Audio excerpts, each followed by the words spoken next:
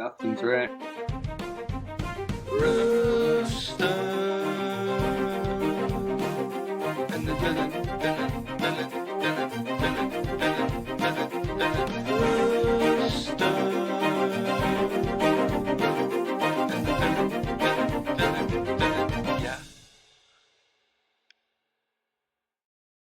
Hey, what's up, everybody? Welcome to Rooster and the Villain. Hope you liked our new intro there. We're praising our Lord and Savior, Neil Malpay. There you go. I'm happy to welcome back Iain on the podcast. For those of you that listened to the last episode he's on, he's the chairman of the MoCo Spurs, which I'm also a part of. So it's great to have you back, Iain. How's it going? Excellent. We've vanquished Tamworth. We're getting ready for Arsenal. What a week. Yeah. Yes, the classic David versus Goliath, where we took down the Goliath of Tamworth. Awful. Jake, how's it going, man? I'm doing well. My match got canceled last week, so I'm looking forward to a doubleheader on Thursday, 7:15, and then at 8 o'clock we play again. So we'll see how long 35-year-old Jake Kiainsky can hang in there. This is 7-on-7? 7-on-7, yeah. So sort of a roster. I'm sure everyone who's listening cares. I mean, hi, Mom. Hi, Dad. It's sort of a roster overhaul. We've added some new players and got rid of some other ones, but still the core remains. So we'll see what happens. Yeah, I mean, I haven't run 2 games back to back since maybe I was 12 years old. So good luck to you. Good luck to your Achilles and your 2 knees there. And hello to the Kiainsky's, our most faithful listeners. Yes. So we alluded to it. Should we talk Tamworth and playing away at that beautiful, beautiful ground, Iain? I loved it. What a stadium. It was really cool. So they're in the National League. I think they're 16th at the time we played them. We're rolling out, starting lineup. Timo, starting striker. Then we had Mikey Moore back in the lineup on the left. Brennan Johnson on the right. Played a midfield of Mads, Basuma, Sar. Backline of Reguilon, back from the dead. Gray, Archie Gray, Dragusin, Poro, and our new goalkeeper, Kiainsky. Did you watch the game? I did. I paid for ESPN Plus to watch it as well. That's how excited I was. This is the best FA Cup round of the whole tournament. You get these kind of wild and crazy lineups and fixtures between teams like Spurs, who are currently the reigning unofficial England Club World Champions, I might add, by beating Liverpool, who were previously the champions. And for those who don't know, that is an unofficial tracking of who's beaten who going back to the very first professional game ever played. The lineal title. There we go. So if Spurs had lost, Tamworth would have been the champions of England, which, Yeah, that makes sense. Yeah. They might never have come back to the Premier League. I mean, I was pretty happy in some ways that it was a good watch, because sometimes you turn on those early cup games and it's a slaughter. I mean, it kind of was. It was an odd game in that they looked like they belonged. The whole game was very weird. Go. I took it for what it was, which is like a glorified training drill. You know, you had a bunch of players out of position. Mikey Moore coming back for minutes in his legs for the first time in months after that unknown virus that he had. Obviously with an eye towards a big game like 3 days later against old rivals Arsenal. I think that we ran it at kind of half speed. Didn't really take it that seriously, and we got the job done, so who cares? Yeah, I mean, in the end, the overtime, it was nice that we were texting back and forth during the overtime. Yeah. Nice we put in 3. The first was a slop goal. Kind of like Solanke got it, but it was an own goal. And then what did Kulusevski put one in? I'm forgetting who scored the third. Brennan, Johnson, right? Yeah. Yeah. So in the end, there was some joy, as the fans like to say. A little joy. Do you find any joy there? I mean, you got to see it from the perspective of the Tamworth fans. You know, they have a story that they can tell for decades to come. That they had the Tottenham Hotspur roll up to their little shitty town, and they held them 0-0.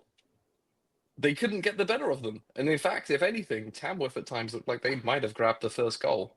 They almost nicked it late, Yeah. a couple different times. It's pretty fascinating to see all the videos afterwards. The goalkeeper had a day job where I think he's an architect or something during the day, and yes, all these part-time players. It reminds me of our beautiful Maryland Bobcats here. But yeah, it was cool to see him hang on at our expense. Thank God we didn't lose, because I can only imagine the memery that we'd be exposed to all week.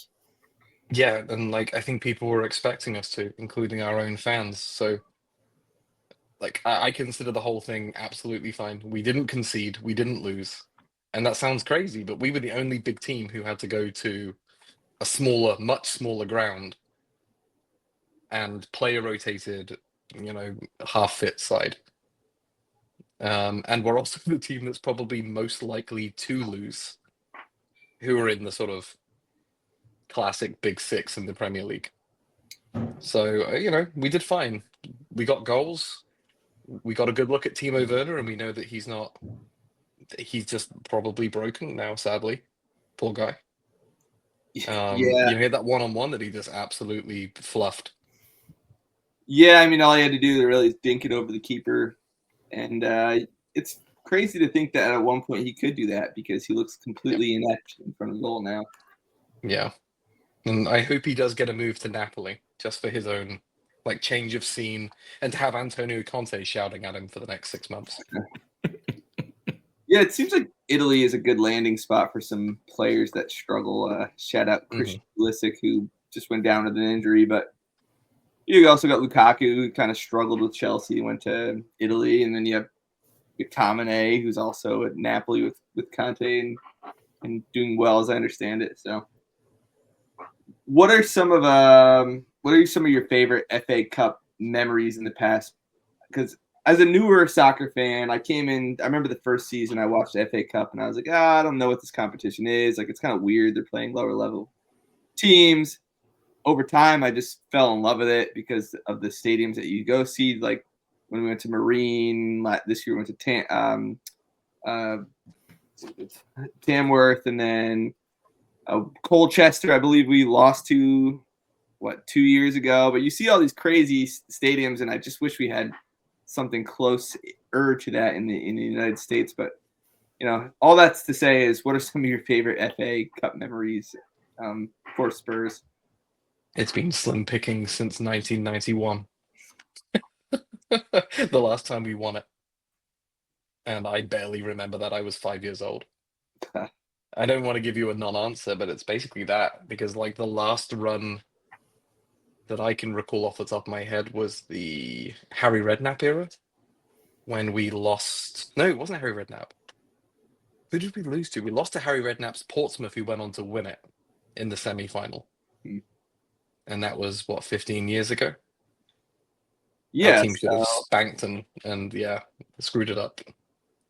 What makes the FA Cup harder than Carabao Cup? Because is it just more clubs involved in FA Cup? Like, it's kind of the FA is the whole FA. I believe Carabao is the league, right? Carabao's the football league. Okay. Yeah, basically. Yeah. So my hometown of Bicester Town FC could in theory play Spurs at some point if they win enough qualifying games. It's like every single team that exists in the whole of England. I think what makes it harder is the money. It's because if you win the League Cup, it's £250,000. It's barely even Tanguy Ndombele's money for the week when he was playing for us. It's a really preposterously low amount of money. Gotcha. I think it's also kind of a weird time of the year, because a lot of the really important games are being played in the lead up to Christmas, when it just becomes that fixture congestion issue. Right. As we're seeing now, it's really hard to get through that unless you're a huge team. And I think the third reason, and which is why I'm really worried about playing Liverpool next month, is that it's the first trophy that you can win in the season. So if you come in as a manager like Slot or Guardiola, Mourinho, like you want to win the League Cup first to establish that you are a winning manager in the English league, like setup. You might have Sure. done whatever anywhere else, but you come in, you win the League Cup, boom, you're a winning manager. Sure. So Range. yeah, hopefully. Yeah. But I can see Slot really going for it hard to just to get it and get it Sure. under his The belt. double is on for Liverpool. Yeah. So I think that's part of it. Yeah. So, Jake, you have any questions for Ian? I can pepper him with a few more while we I was got. going to say for my FA Cup memories, the 21st of May, 1983, Brighton and Hove Albion, a 2-2 draw with the mighty Manchester United. I'm just kidding. I wasn't even born yet. You were -8 at that point, right? If you're 35, you were born in what, 89? 89. Yeah. So. And you're 39, Ian? Don't. The old man on the pod, apparently. Yeah, I was 86. No, I'm Yeah. 37.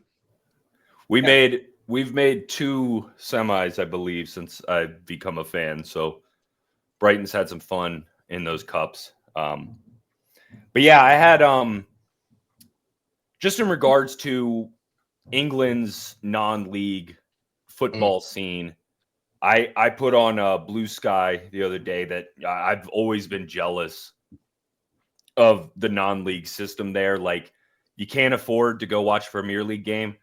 Come over here and root for a team called Dorking Wanderers, have a meat pie, and have a great fucking time. Like, that shit just looks so much fun. Those stadiums are congested. It feels like everything's concrete and almost like pushing onto the field. And it looks just like an awesome time. And I would definitely, if I lived over there, I would pick up a team there. Like, get a membership, a season ticket, and you just go every week and have a blast. Yeah, I regretted not doing that when I was living there. I lived like a 5-minute walk from Dulwich Hamlet FC, which was a pretty good, like, I don't know if they're non-league, but they're a pretty good lower league team. Like, Yeah. small stadium. The most remarkable thing about that stadium, it felt like, was it was next to a large grocery store. You know, like it's a really passionate, really local flavor to a lot of these clubs. Like, you go there with your mates and then you go out afterwards and you see the players around town, and I think it's pretty cool. Yeah. Like local heroes. It's cool. I wish that we had it here, and like Mike alluded to, you could have it with the US Open Cup, right? Mm-hmm. Yeah, That's what it should be. Yeah, They're doing everything they can to kill that off. correct. And you don't have. It's very unlikely that a big team will come play in a small venue. They have all these like rules in place where you wouldn't get DC United playing away at Bobcats. There's just too many. Like, the cards are stacked against it, which is dumb. And I mean, you see the scenes from Christos versus DC United from back in the day. That was at the Plex, right? Yeah. And it's like their fans were just ready to blow. Like, I think it was like 3-0 at one point. Christos hits a free kick and scores on the mighty DC United. It's actually, and you see their fans almost fall down that hill in celebration. I was at that game. Yeah. Randomly, because I had a 7-on-7 match up at the Soccerplex. There's a ton of fields up there, and someone's like, "Hey, DC United has an Open Cup game. Do you want to go check it out after we play?" And I went. Christos had them up. They were up until like the 70th minute, 1-0. Oh, okay. So yeah, it was reversed then. Then they came in. It's like Andy Nahar. Remember him on DC? Yeah. United? Fullback. Yeah. So they did come back, but besides the point, I did. What's it like coming from a country where it's soccer? Football is soccer, but football is also the #1 sport, to a place in America where it's really like a niche. Like, it's almost odd. Like, I have to explain myself to a lot of friends that just don't understand why I love the game. I think I have such a huge gravitational like pull of soccer/football that I just can't even feel American sports penetrate. Like I just don't even notice anymore because like every week we go to MoCo Spurs, so Yeah. that's why I'm chatting there. My father-in-law I've converted into a Tottenham fan. Sorry, Barry, if you're listening to this. Like when I was working in the lab, when I was doing my postdoc, like you were surrounded entirely by people from overseas. And so like every single one of them was, you know, some sort of soccer fan. Yeah. So I I don't mean, know. It doesn't really penetrate because I consume so much like football media that I like what's happening with the Commanders. Whatever. Like the Ravens are doing something. Okay, you know. I barely watch. I think I've maybe watched 10 minutes of American football all year long. I just don't have the capacity because I watch soccer all morning. I'm not going to The spend my afternoon watching football then. the college game is, I mean, it's not for lack of effort. They're trying to change that too, but like the regional identity, I still enjoy. Mhm. Where, you know, my dad, my uncle, both my aunts, they all went to University of Maryland. So despite growing up in North Carolina, it was like I was a Maryland fan. And growing up in ACC country too, like the basketball tournament and all that stuff, it resonated with me in that way. But the pro game now is just, I enjoy NBA still a little bit, but NFL, like the regular season is just a slog, man. It's like you're gonna watch, people call soccer boring, but it's like you watch NFL and it's, you want the sports, we've got the ads, and it's just Yes. non-fucking stop. Commercials. It Yeah. drives me insane. Can't do it. I tell you what, college sport is amazing. I will make an exception. I do watch a lot of like Michigan through my father-in-law, and like those crazy wacky college bowls that they play, Mm-hmm. like the Dukes Pop-Tart and Bowl? Mayo Bowl. Yeah. That's perfect. That's like Americana perfected for me. You've got like a sport that's very American, and then you're doing something which is so over the top. I love it. It's great. Yeah. And then like the identity the fans have. They're gonna try. I mean, those bowls like that and the Pop-Tart Bowl, just because they've become big, they'll hang out for a while. But like the way they're trying to nationalize what should be a regional sport, it's just going to get grosser and grosser. I enjoy the players getting paid now because free labor isn't really that great of a thing, but like the nationalization of it, if that makes sense, it's just, it feels gross where it's like, oh, well, you know, this team has a better record, but we should vote this team into this bowl game because it would make for better TV. And it feels gross to me now. We talked about it on the pod though, where Jimmy went to Oregon, Washington, out in Oregon away, and he said, it's the closest feeling that we have to Premier League in the United States, just because people are so diehard, diehard fans of their club or their team. But like if you go to a Wizards game downtown, it's like the most boring thing I've ever watched. Like people aren't chanting super into it. That's another thing for discussion as well, is the reason, and Ian, you can correct me if I'm wrong, but it feels like Premier League, or like, I guess, European football, right? It feels that way because your grandfather was a fan, your dad was a fan, you were a fan, and to this point, you haven't been priced out of season tickets. So you have a fan who is there every single match to learn the songs, to learn the chants, to learn how to cuss out other players and stuff like that. Modern day American sports, it's a tourist attraction for the most part. So you see like EuroLeague basketball, people keep comparing it to the NBA, and it's like the average fan can't afford to go to his NBA franchise every single game because he's been priced out. I think it's a cultural thing as much as that. I think that's a really good point, and I'm a big supporter of the Save Our Seniors approach that's taking place at Tottenham, where they're trying to remove concessions for people over 65, which is exactly to your point. You got some guy who's been going there since he was 5, since she was 10, whatever, and they get to their old age, they've put in their miles with this club that's kicked their ass over the last 20, 30 years.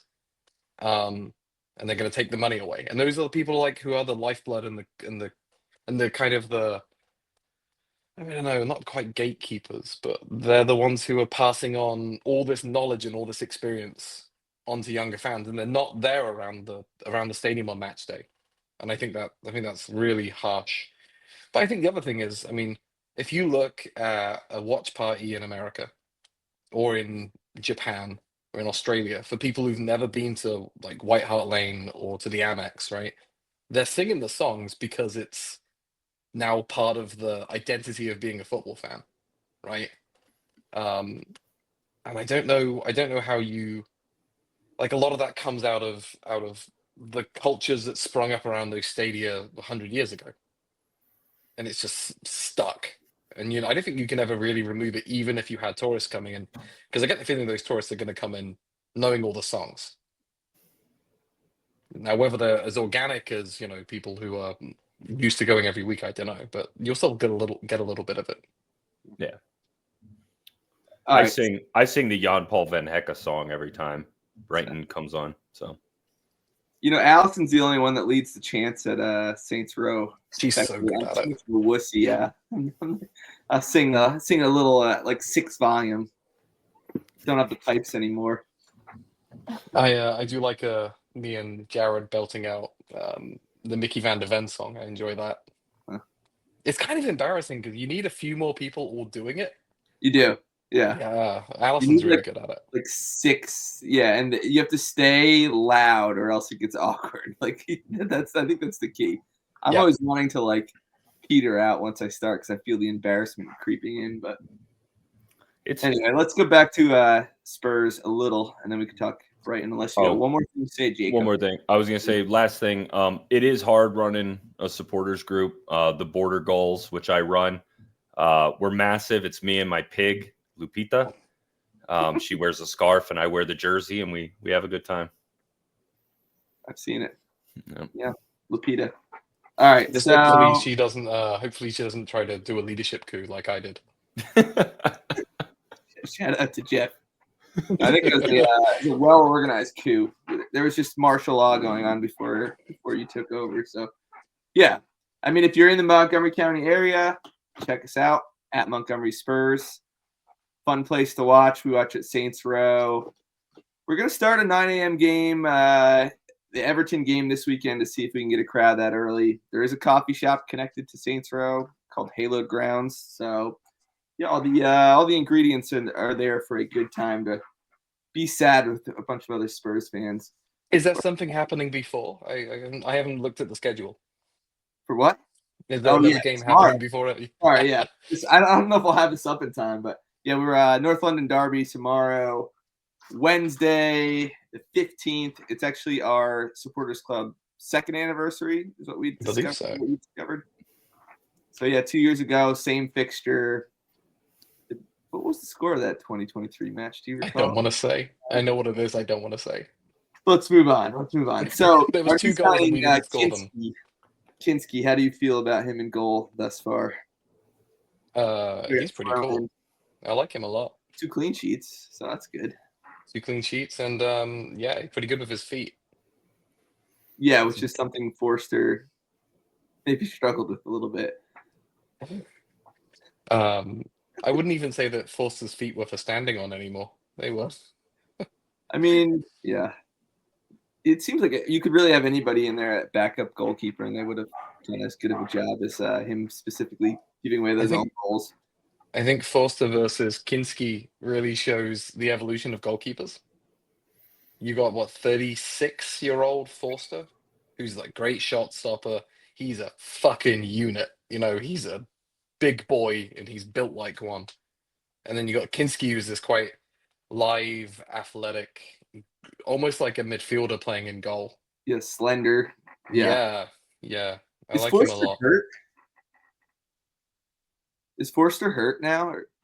He was sick. He got the norovirus or whatever it was that ripped through our squad before Liverpool.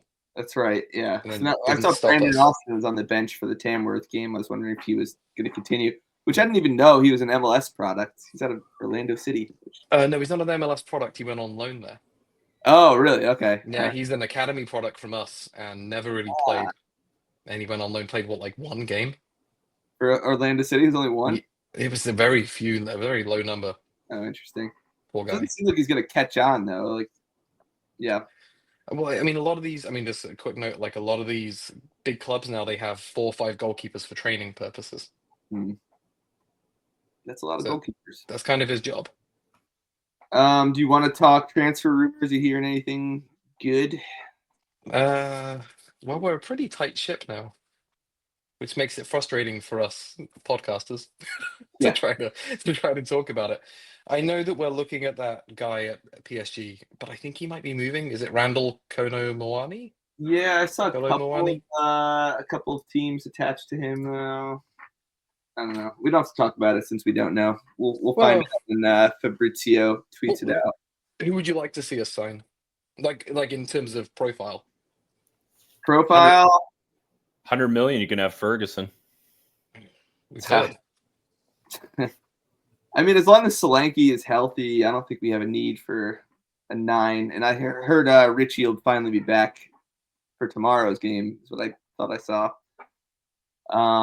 I think 2 years ago I would have said our central defensive mid area was stacked, but now all of a sudden it's looking like a little thin between Basuma, Sarr, who are our regular starters, Bentancur, who, God bless him, I hope he's okay, got knocked out on the field. But all of a sudden I feel like that area is looking a little thin. We got rid of Skippy. You see Madison and Kulusevski kind of playing back a little bit lately, but I would like to get a reinforcement in that midfield. And then obviously left back with Udogie out for a while. I think that's a position of need. I don't see Reguilon as a long-term fit. Jed Spence too out of position there. So there's a revelation though. Spence has been pretty good. He has been. He's been awesome. It's kind of as a surprise because every time you saw the field before this year, it did not look good at all. I don't know who we pick up. I don't know. Sorry. Oh no, I was gonna say Moani is Fabi official to Juventus on loan. There we go. Yep. There you go. All right. So out of these two, Arsenal, away at Everton, then we have Europa, and then home Leicester. How many points are we getting out of those 3 games? Arsenal away, Everton away, Leicester home. 9. Spoken like a. Wait, did you say 9 or none? 9. Yeah, right. That would be a pretty good attempt at wiggling it out and just saying, yeah, I predicted this. No matter what happens. Yeah, I think, why not? It'd be nice to get 9. I mean, yeah, why not? Go, Jake.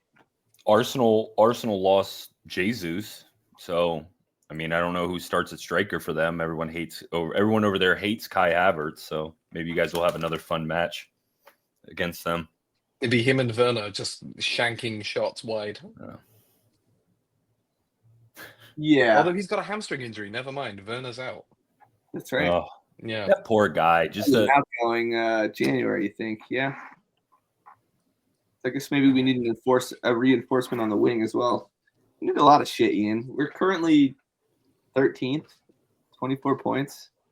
That's bad. Are you Ainge out? No. No.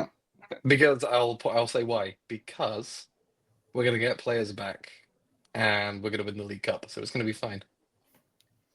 I mean, yeah, go, Jake. Oh, I was gonna say, as someone from the outside looking in, I like him. He reminds me of like the proper football man mold with like new age ideas. I like that dude. As I've said a million times on the show, though, his protege, John Hutchinson, caused a lot of muscle injuries at El Paso Locomotive. So there's something with those fucking Aussies that it's like hamstring injuries, muscle injuries, non-stop with those guys. And I don't understand what it is, but I like the dude. He seems like a fun-loving but also grumpy dude, proper football man. I like him. Yeah, I mean, I think we're not winning the league this year, so I think it's worth having a little patience with them. I love that we're starting Mikey Moore and Archie Gray and all these young guys. We haven't done that in forever. I can't remember. Like, that's what I love about what Villa and Brighton do. They play their young guys and then they sell them when they look good for their team. They sell them early. They don't hang on to them forever. Like I feel like we've always hung on to our homegrowns too long. They lose value. Like we sold Skippy 2-3 years ago after the Norwich loan. We're getting a lot more money for him. So I don't know. I'm Angel as well. I think why not? Let's win the League Cup and see what happens after that. Hey, this was exactly what happened the last time we won the League Cup. One day Ramos sacked off the league. He said, nope, going to play my best players in the League Cup. Huh. And that worked out pretty well for us. Yeah, I mean, we'll take a League Cup trophy, that's for sure. But let's move on to Jake Seagulls coming off of another good draw. Good draw from Arsenal, but then you also beat Norwich in the Cup midweek 4-0, crushed them away. Yeah, there we go. I was about to say we beat the fucking brakes off of them. Yeah, he had goals. Solly March back in too. Yes, I shed a gangster tear for that. Your boy. Great game from Reuter. I remember texting you guys and being like, who the hell is going to be Brighton's striker? In reality, at most points in that game, it felt like Enciso was higher up the pitch. That goal that Enciso scored, that right there, that is quality from him. But we need him to be at a higher percentage of shooting. Like those goals are going to happen, but it's like 85,000 shots are in between. And he just misses and misses and misses. And then he bangs one. And everyone from Paraguay comes into the comments. The gem, he's the best. The diamond, he's the best. Minte had a great game. I didn't know about starting Matoma, but that ended up working out as well. Jason Steele, solid in net. And Shane Duffy, miss you, bro. Legend. Overall, I mean, I honestly, another thing I texted you guys, I honestly, like, in my head, I was like, oh, God, this is going to be horrible. We're going to lose, like, 1-1 in a shootout. And we ended up coming out just dominating them. Hopefully this gives Enciso some value. I would rather just sell him now, see what we can get out of him. I know there's some teams that are interested. I think Atalanta is interested in him. The rest of the guys I'd want to hang on to. But overall, very, very happy with that performance. And then Thursday, kind of staying on that side of the country, I believe. Correct me if I'm wrong, it's coming from the coast, from the East Coast, like Norwich, and then you hit Ipswich going back towards Brighton. Yeah, broadly speaking. Yeah, so they're just driving back. Essentially, we get Ipswich, who embarrassed us earlier in the year. I think that was a 0-0 draw. Yeah, it was. We were riding high to begin the season, beating several teams that we had beaten, I think, like 2 Big Six teams at that point, and ended up 0-0 draw with them. So, I mean, they've tied Fulham, beat Chelsea, and beat Bristol Rovers in the Cup in the last 3. So, they're not a slouch, especially not at home. So you never We're know. just going to skip over the fact they beat Spurs at White Hart Lane too. Their first win of the season, I believe. Yeah, the Tractor Boys. We will skip over that. Brighton, maybe it's the bird thing, but Brighton shares in your in the charity club mentality. We like to give up points to lower table clubs. Ipswich is going to be tough. I think we win that game. I'm nervous about Manchester United. I've been making whipping boy jokes on here since we've made it a tradition to beat them over the past few years. It's going to be at Old Trafford. I'd be happy with a draw in that, even though we currently lead the Premier League in draws. And then Everton, we just got to, that'll be back at the Amex, beat the brakes off them and keep it moving.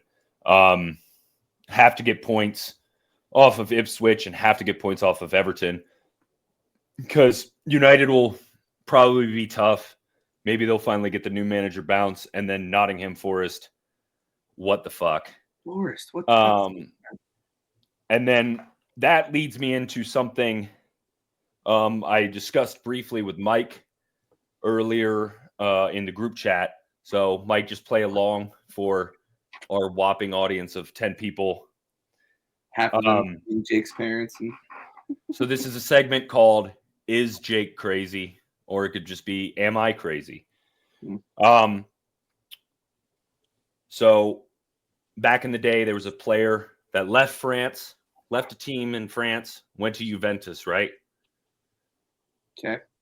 Underused and mispositioned as sort of like a wing back or wide midfielder, right? Wasn't scoring any goals, didn't score goals in France, wasn't scoring goals at Juventus. He was transferred to a Premier League team. I believe this man has a World Cup goal to his name, yes? Yes.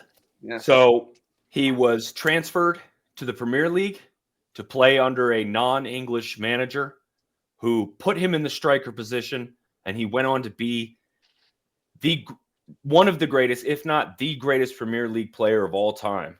And some of you may be thinking, that's Thierry Henry, Jake. And I say, no, that's Timothy Weah if Brighton signs him. It's the exact same trajectory, underused, underappreciated, in the wrong position at Juventus, didn't score a lot of goals at PSG. Henry, a lot of people forget that Henry didn't score a lot of goals in Monaco. Mispositioned at Juventus, comes to the Premier League under a boy genius manager, foreign manager. Timothy Weah, signed by Brighton. Our new number 9 was João Pedro as the second striker. Game over. Jake is crazy is the answer. I'm probably crazy. This segment. I will co-sign if he can take Thierry Henry's crown away from him. So yeah, absolutely, go for it. No, I mean, the red card in Copa America was the dumbest foul. Oh, yeah, God, we had to listen to Herculez Gomez go on and on about it. Yeah, it was dumb. It was not smart. So you were in the States, right, for the Weah red card. Were you living in England at the time of the Beckham, was it 98 red card? I did, yeah, I was. What was more annoying coverage? Is like I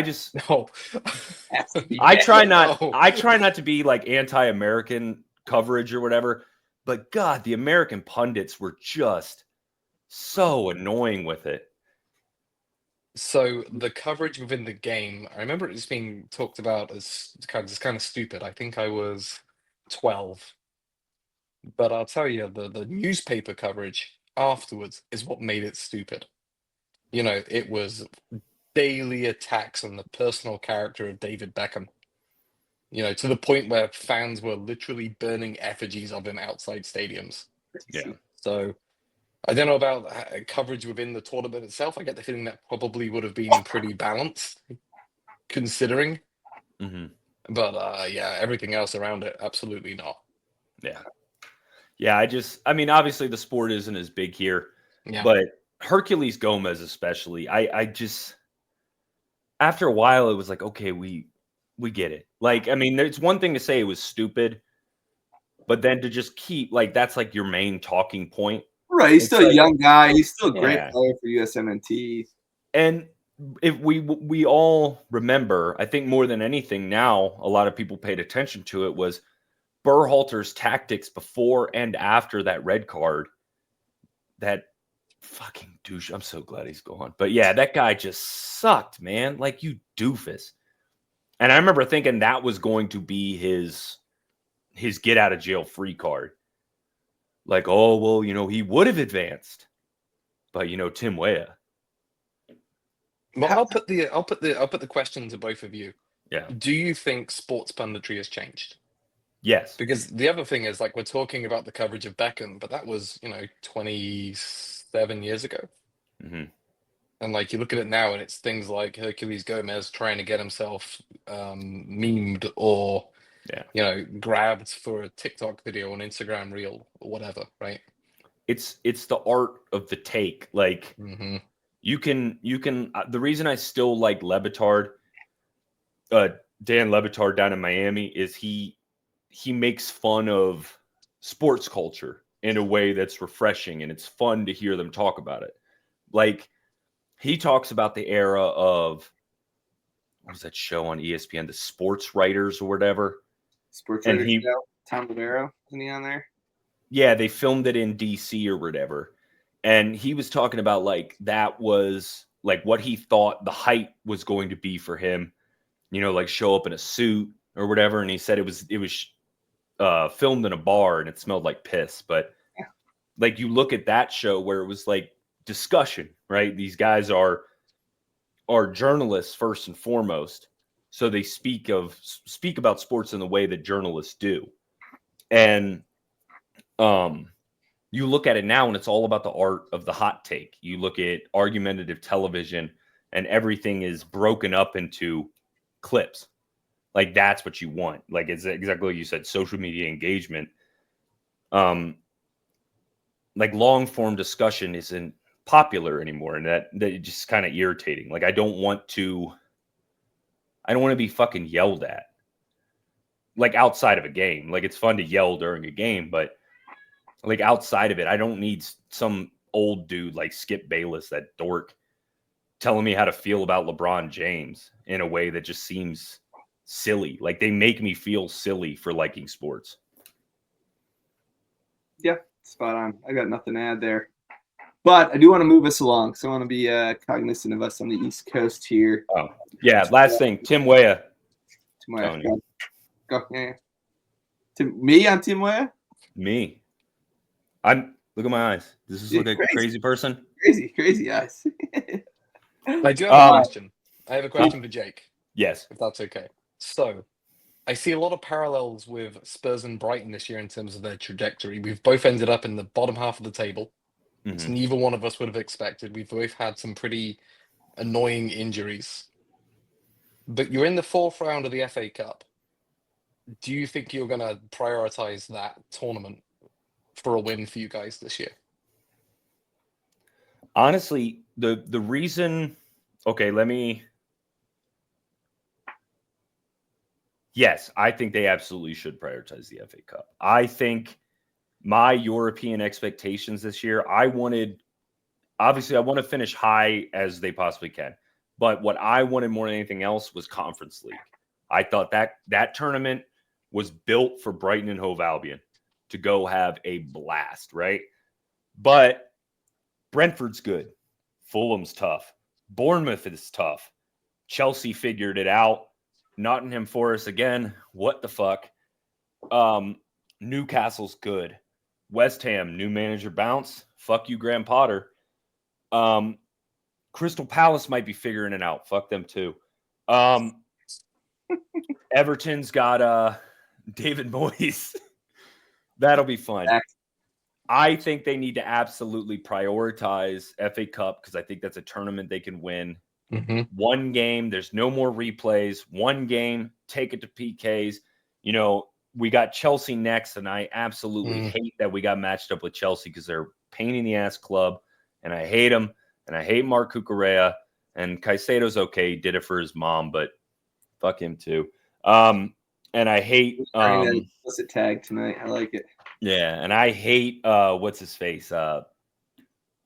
Sanchez? I can't remember my own old keeper's name.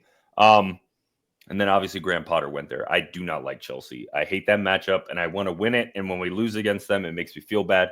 They need to prioritize it, put the best lineup out there, because Chelsea's fourth place, and maybe they'll prioritize, Champions League football this year. They probably need to with that fucking wage bill. But I want FA Cup. I think I wanted Carabao Cup, but we screwed that up. We ended up running into the buzzsaw that is Liverpool FC.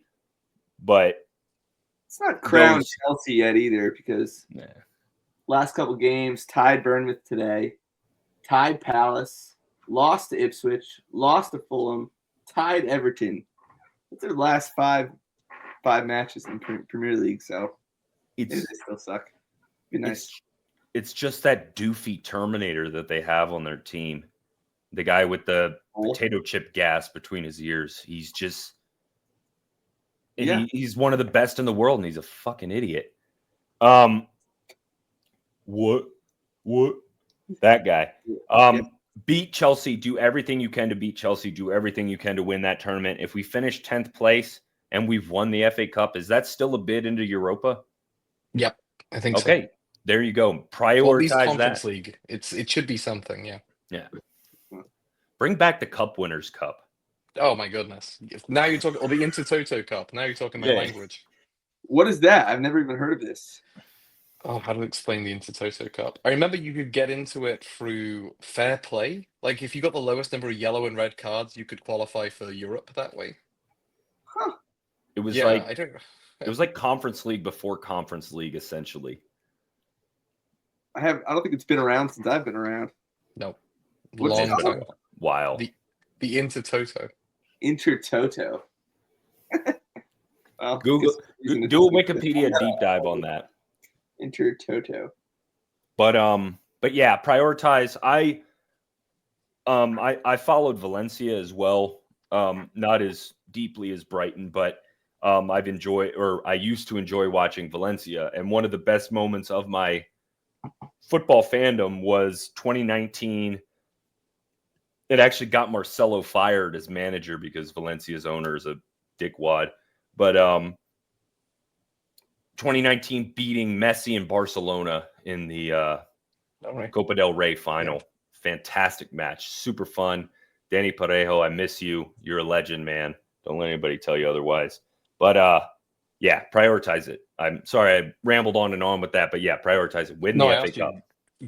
I'm glad to hear it because I wondered if you could have climbed back up the table a bit. Like I worry about Spurs with Carabao, possibly FA Cup, and also Europa. But you haven't got. I don't think you've got the same fixture congestion we're looking at. So you could make an assault on the Conference League places pretty easily. Yeah, I mean we're probably prioritizing Europa over Prem at this point. Got to be. I think so. Yeah. The only way Champions League, and yeah, I think what we have. Hoffenheim away, Elfsborg, who I think is Swedish, home. Yeah, so. You made up that second name. I refuse to believe that's a real team. Yes, Elfsborg. I'm sure I'm saying that incorrectly. Yeah, Sweden. Yeah. Gotta love the Europa League. I do. It's great.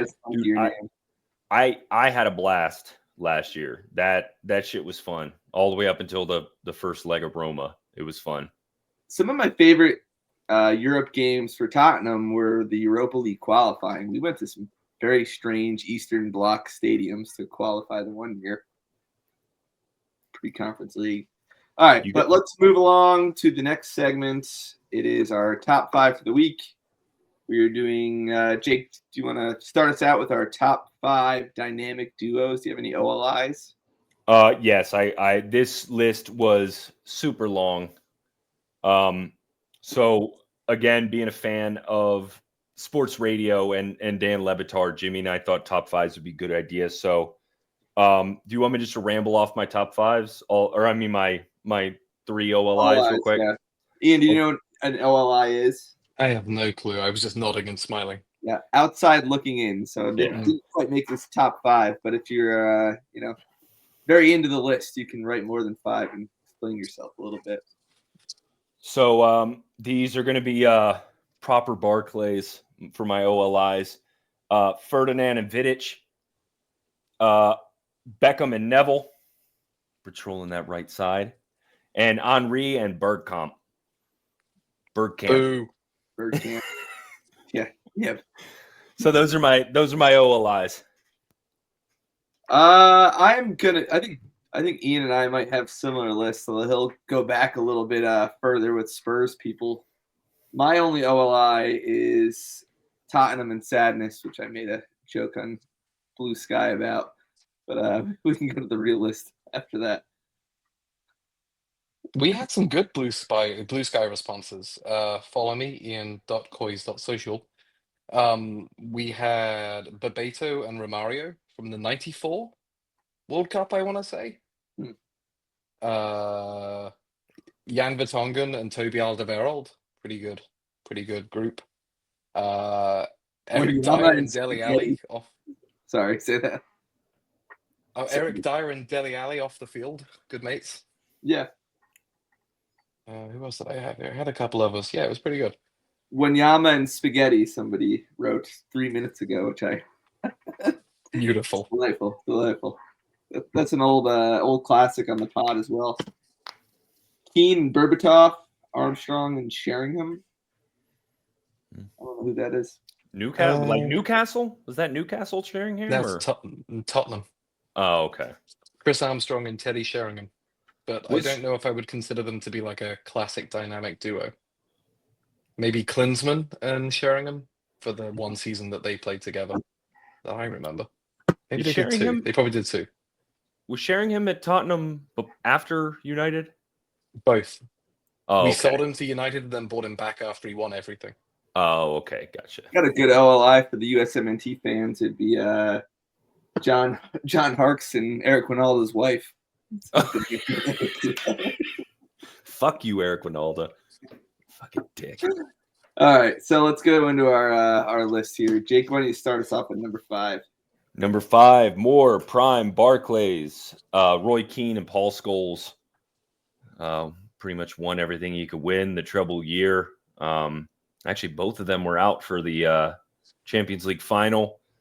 Roy Keane essentially sacrificing his hopes and dreams to get them through against Juventus. But both those guys, Roy Keane is the mean one, and Scholes is the silent assassin. Both those guys, incredible players. He scored some great goals. When you say Barclays, who do you mean by that? That was the Premier League sponsor. So like the Gotcha.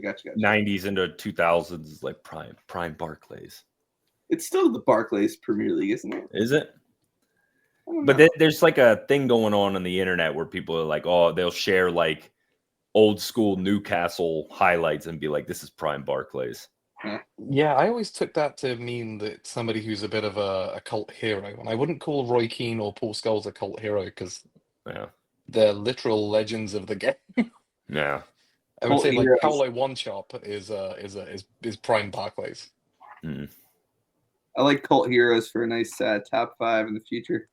We did that. The streets will never forget footballers list. Yeah.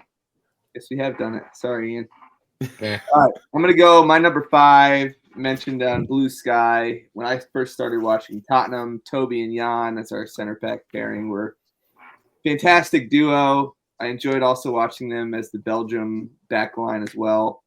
Still oddly getting caps back there, which, they were both past their prime at the end of Tottenham days. So I think they should bid adieu to international play at this point. But that's my number 5. I guess it's me next. I'm going to go next, and I'm going to call back to one of Jake's OLIs. I actually had Neville and Beckham. They were great. Down that right flank, you had this really great combination of two guys who grew up together. They roomed together. You could tell they just had that chemistry to work together. And they could both put in an amazing cross. Like Gary Neville's a really underrated crosser, but he definitely provided that basis for David Beckham to be as outstanding as he was going forward, who himself had an excellent work rate. Mm-hmm. And then, of course, they won, the treble with Manchester United and have gone on to do great things afterwards. So that was my number 5. David Beckham, modern day fullback. Maybe. No. I don't think he's got the defensive work, but he could definitely do Porro's job at Spurs. Porro played very Porro last game, Tamworth, but he's generally one of our better players. Anyway. So Jake? my number 4, some of the most beautiful football ever played for international. They were both teammates internationally and on club. Xavi and Iniesta together has unfortunately led to some of the ugly shit that we see today. But in their time, tiki-taka Barcelona was fucking incredible, especially 09. And the engines were Xavi and Iniesta. Wonderful, wonderful players. Together, especially. So I'll give my number 4. I've got Lewandowski and Thomas Müller from Bayern. They had a lot of years there together where they were just dominating Bundesliga, doing very well in Europe.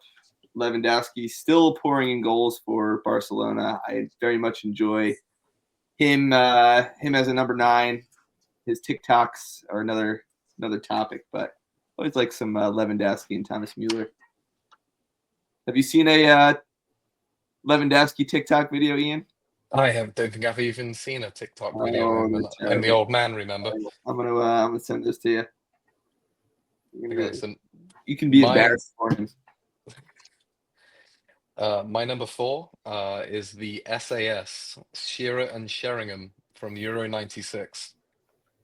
When you sent me the running order for this, and I was thinking of like players who've formed teams together, I was like, okay, I've got to pick something from England. And I'm like, well, would it be like Owen and Shearer? Would it be Rooney and somebody? Not really. Kane never really had a partner, I'd say. Maybe Bellingham now, but I wouldn't.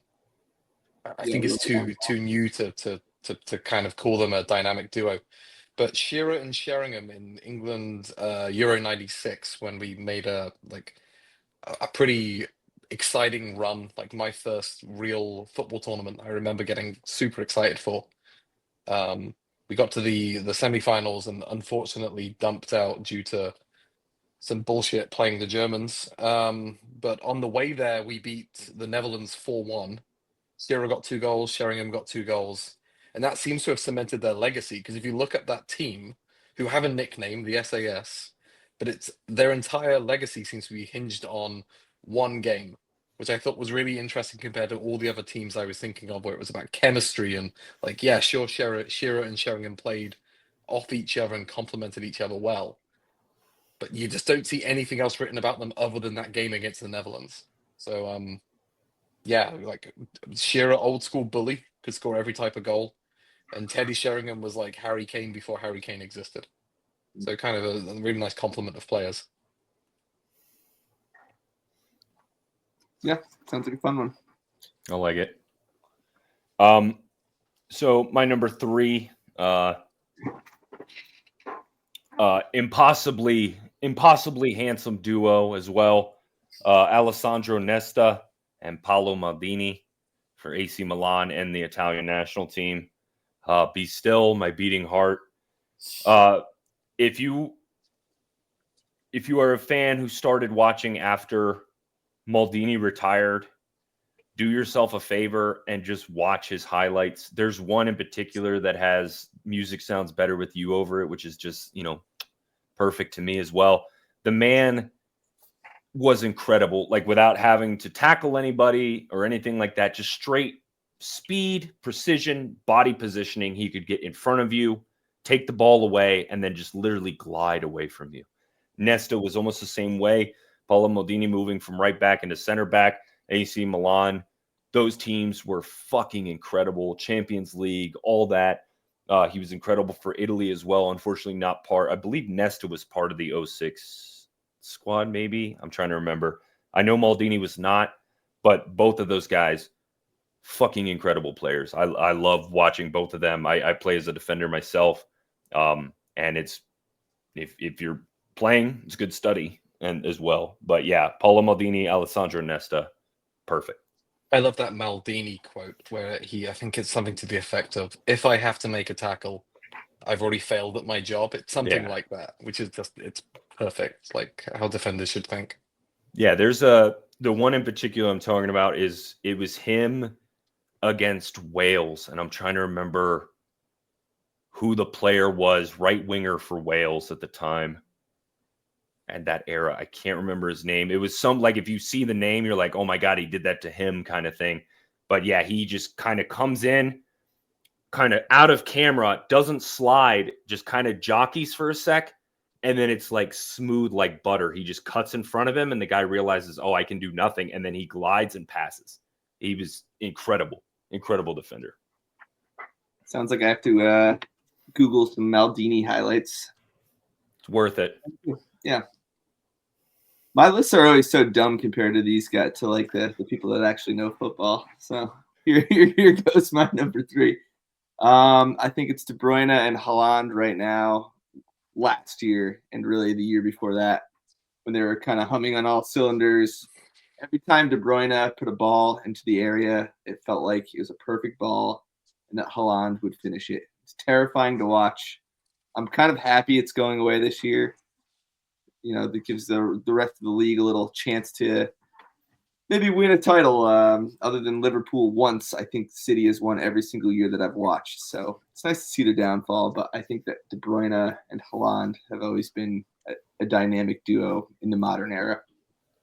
Imagine how good that pairing is going to be in League One. Fuck yeah. Yeah. It'd be nice. We live in hope.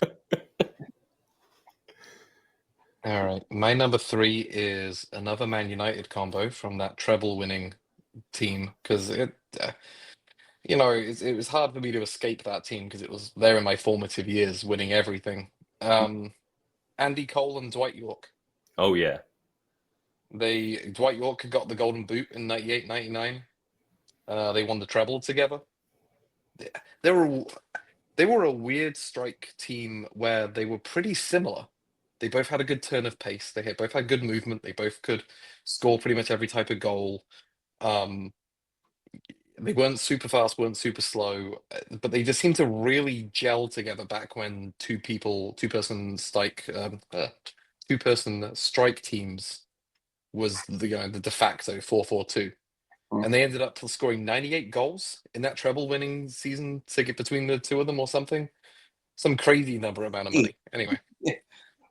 98? 98. It's like I got 98 written down here. I don't know. Maybe all together. You need to watch that documentary, Mike, about the treble season. It's fantastic. What's it on? I believe it's Prime, I think. Have you seen it? Nope. I lived it. Oh, well, yeah, there we go. I was going to say that team was so big. You talk about like the gravity while you were living there. Like it was so big that we got it here. It was like, Beckham was like, we knew who Beckham was. Yep. But yeah, that partnership was cool. And that was one of the things in the documentary that they talked about is Cole was under the influence that York was brought in to replace him, was throwing temper tantrums essentially when he was brought in. And then they ended up bonding, and got paired together and boom, it was game over. Ended up playing together again at Blackburn too. Oh, nice. Yeah. I've got 45 goals written here, but who knows if you can trust my handwriting. Get that doctor handwriting. Yeah. Well, I quickly scribbled this as I was trying to make dinner for my kid. There you go. yeah, that sounds right. All right, Jake. So my number 2, again, going back to the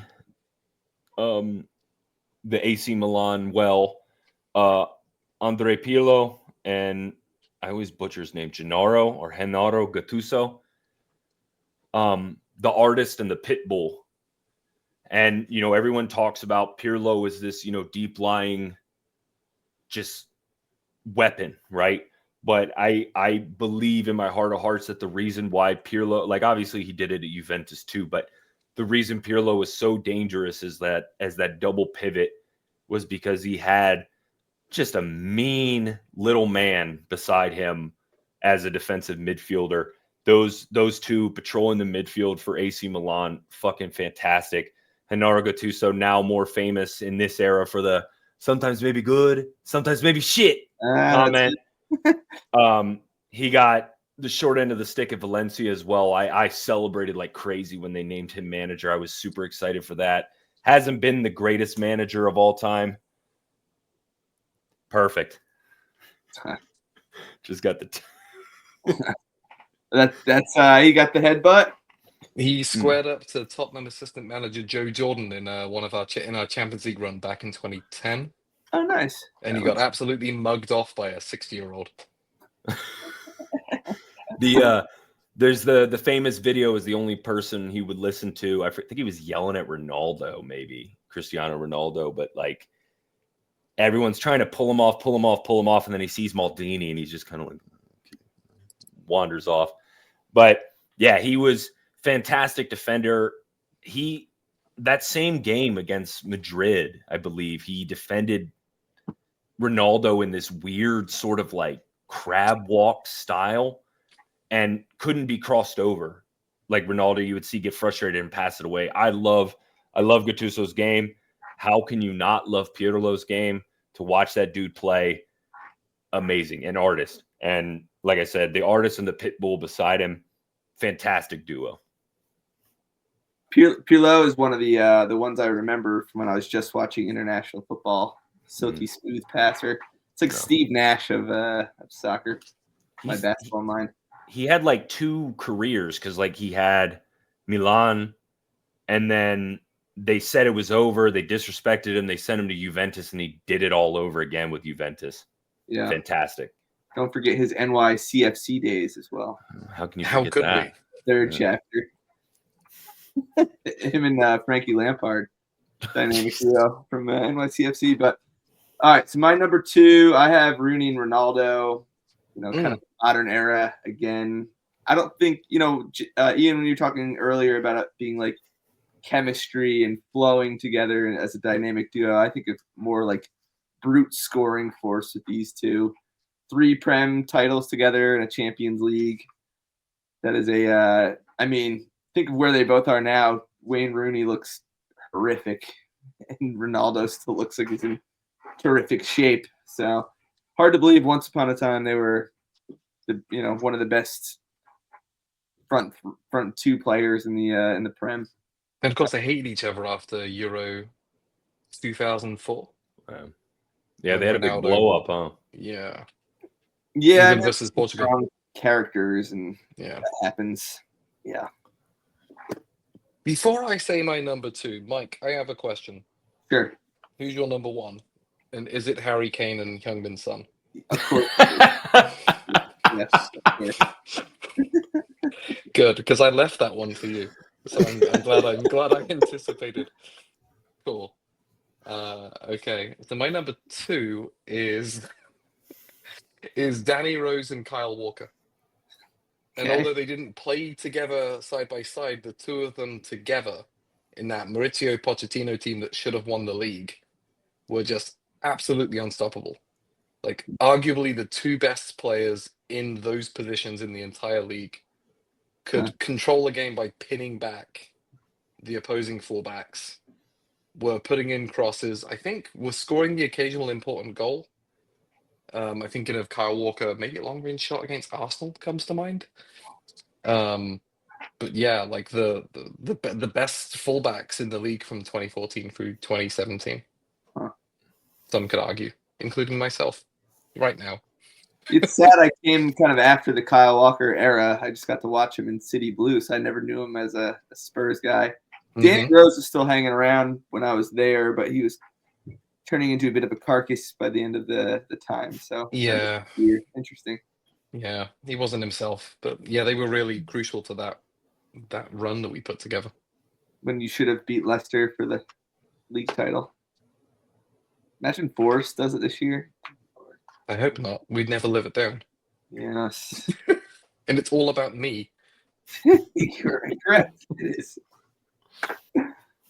All right. Where are we at? Jake, number 1? If anyone's listened to the pod before, they probably could guess what my number 1 is. I worship at the altar of 2002 Brazil, as many of you know. My number 1 is Roberto Carlos and Cafu. That team, again, for the millionth time, that team is the reason why I love football. They were so much fun. The Jogo Bonito commercials, everything. Cafu and Roberto Carlos are just incredible players. That 3-4-3 in the World Cup. I wanted to do some sort of Ronaldo, who is my personal GOAT. Ronaldo, Ronaldinho, and Rivaldo, but that'd be maybe for like a 3 Musketeers top 5 or something like that later on. But Roberto Carlos and Cafu are my number 1. Just fucking incredible. Again, go watch the banana free kick by Roberto Carlos and tell me that's not one of the greatest footballers you've ever seen in your life. The man was incredible. The original Galactico. Wasn't that in a meaningless like pre-tournament friendly tournament? I believe so, something like that. But just they still study that in physics classes now. Just the flight pattern of that ball. Like the man is just insanely good. And then Cafu was just there forever. that, like I said, again, for the millionth time, that 2002 team is my favorite thing about football ever. And so Roberto Carlos and Cafu. I'm interested that you didn't go for Rivaldo and Ronaldo from France '98, but I know that's slightly different. But in terms of imperious Brazilian teams, well, I wasn't watching heavy at that point. Like 2002 was the first time where I was like staying up for the games or whatever. Like I wanted to see it because I remember a buddy of mine who was into it was like you got to see this guy Ronaldo. I didn't even know like the injury that he was coming back from.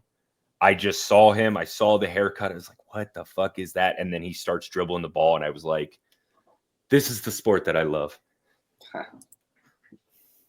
So. Beautiful. I love you really like those Galacticos back in the day. Well, not necessarily the Galacticos, but 02 Brazil is probably my favorite thing in football ever. And I guess I can get into it in the rant, but whatever. But the modern day Brazil iteration has become gross to me. I don't like it anymore. And but yeah, just that Joga Bonita era, and then sort of the tail end of R9 and the very short reign of Adriano is like the last of the Brazilian football that I really enjoyed. Jake, you are a wealth of historical football knowledge. Appreciate it. My number one, alluded to it earlier, Harry and Sonny. I mean, how can you argue it? Not just a Tottenham stan. It was literally one of the best combinations in that 2020-2021 season. 14 goal combinations. Sonny won, Golden Boot. Harry kind of dropped back. This is under Mourinho. Dropped back into a playmaking role that year. And for so many years, it's such a delight to see them combine. Sonny's such a great finisher. Harry is a great finisher, great passer. It's definitely my favorite combination of all time. It was an easy choice for me. they're also they also have the record for the most lethal strike partnership, most goals and assists to each other, taking over Drogba and Lampard. So it's statistically sound, Mike. Yep. So what's your number one if it's not those two? Although I'm assuming it would have been. Go. He tried to murder Adam Lallana. No one cares about him. That was legal at the time too. He tried to murder Adam Lallana. They actually had a guy from Bayern Munich to talk about like what a player Kane is. Like, not enough credit. I know he's easy to pick on because of the Spurs stuff and all that shit, but they had a Bayern Munich player talking about the difference of playing with him and with Lewandowski. And he's like, it's like night and day. It is so easy to play with Harry Kane because he's going to get his goals, but the things that he can do outside of shooting the ball, he is an incredible player. And yeah, he doesn't get enough credit for just how good he is. And now I'm sad. Preach. And he tried to kill Adam Lallana. Yeah, he probably deserved it. Yeah. All right. My number one is Dimitar Berbatov and Robbie Keane. From specifically the 2007-2008 season. I think they had another season before that too. I'm trying to remember the timeline. But altogether, between the two of them across the two seasons, Berbatov got 46 goals, Keane got 45. They helped us win the League Cup in 2008. Berbatov was just a really classy player with languid style. Like, you could definitely see him smoking cigarettes, before he stepped onto the field. Whereas Robbie Keane, as much quality as he had in athleticism, he was very industrious. Like, he did the running for the two of them, basically. I think he was I think he was our co-captain as well with Ledley King in 2008. I remember him lifting the trophy alongside Ledley King. Might be misremembering that. But they also got the EPL Player of the Month in April 2007. So they were both Player of the Month in April, which has only happened once since, I think it was Liverpool, like Suarez and Gerrard, I think I read. So They were just great together, scoring a bucket load of goals, really good goals, and just quite important in the history of Spurs, recent history of Spurs. Sounds like I'm gonna fall down a YouTube rabbit hole of Berbatov and Keane goals. Then sounds nice. I'll do that. Berbatov is another dude. Not enough credit given. The control, fucking insane. There's like one. What like I think Jimmy and I've talked about it before because I think he did it while he was on United. But like a cross comes in and he sticks his foot out like you would on like a volley, but he like catches it with his foot and brings it down to the ground with him. Just insane player. Fantastic. It was I like love his Robbie foot was Keane magnetic. too. Yeah. Yeah, it was wonderful. Very lucky to have watched him play. Yeah. Well, that's the top 5 lists. Jake, you mentioned having a rant all lined up, and thanks for everybody for sticking with us. Little extra time this pod, just like the FA Cup matchup we just witnessed. So I want to I was thinking about Roy Keane when I was doing my list, and before yes, there we go. Darren Ferguson, you Nepo baby douchebag. You couldn't put Ashley Cole's son into that game. Like, was it really that hard to put your son into that game? Just everything, I was maybe willing to say, like, oh, it might have been hard with Sir Alex Ferguson as your dad. Maybe Roy Keane should just kind of take it easy. No, he's right. You suck. You're a terrible manager. Play the kid. Like, you had a moment. You had a moment that would have been special. And you could have endeared that kid to you forever for doing that, but you didn't. You're a bum, and Roy Keane's right about you. How cool would it have been for Ashley Young, too? See his Yeah. son on the field. Crazy. Yeah, you're right. Good rant. Won that hard. I know a thing or two about nepotism. It's currently going on in my local club where our manager and his bozo son run amok every day in El Paso. But we did sign a guy. I will send the video out to you guys afterwards. Second Division Mexico, the goalkeeper went viral, I think, like 2 years ago. Kind of comes out and he does like the sprawl save where you kind of kick your legs like that, and the ball goes right into his crotch. El Paso Locomotive signed that guy.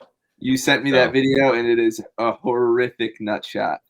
I put on the Instagram page, the guy actually liked it. I was like, oh shit, this is the guy with the viral crotch save. We got a baller, pun intended.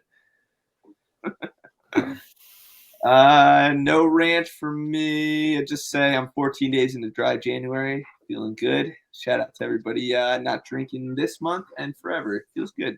That's all I got there. Ian, any final thoughts? In like a month. Yeah, I have a rant. We're leading up to the North London derby tomorrow. So I know this won't come out by the sounds of it before the game. But today there was an advert involving ex-Tottenham player, ex-captain Sol Campbell, who famously went across the divide to Arsenal many years ago. And it's a Google Pixel advert in which he is basically making fun of the fact that he went from Spurs to Arsenal. And although I'm not super angry about it, I will take the opportunity to publicly say, fuck Arsenal, fuck Google, and fuck Sol Campbell. There you go. Judas. Mm-hmm. That's an odd. Yeah, you can't go across that line. Yep. Crazy. Obviously, for you being in the country and being a fan, I'm trying to think of like transfers that were like that. You had Figo, Barca to Real Madrid. Did it feel in that way? Like, was he getting, when he came back to your stadium, was he getting shit chucked at him? Oh yeah. There are chants that I can't say in public, which I think are skewing racist, skewing homophobic, if I remember them correctly. But yeah, there's a lot of hate there. There's a lot of hate. But you could argue he came out on top. So that thing, like from what I've read about it, it seemed even more hurtful because he had made the comment, I want to stay, I want to be here. Yeah. And then it was like a day or two later, it was announced. Like he just showed up at a press conference. Yeah, he went on the free. We got no money out of it. So there were rumors about Sol Campbell. I don't know how true they are, but the things like he would be on vacation at the same time as his teammates in the same hotel and he wouldn't talk to them. Oh, I can't shit. remember where I read that. I might have made it up, but Oh, no. I read that too. Yeah, he was yeah. not easy to get along with, from what I understand. But sadly, he's, weaved into the fabric of our club's history. If you look back at the 99 League Cup final, he's there lifting the trophy at the old Wembley. But yeah, he's a prick. Yeah. We'll end there. All right. Good night, everybody. Good day, whatever it is to you as you're listening to this. We'll see you next time.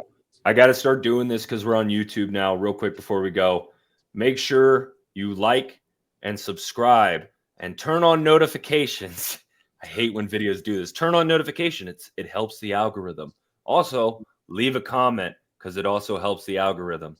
Thank you. Yes. Selling your soul.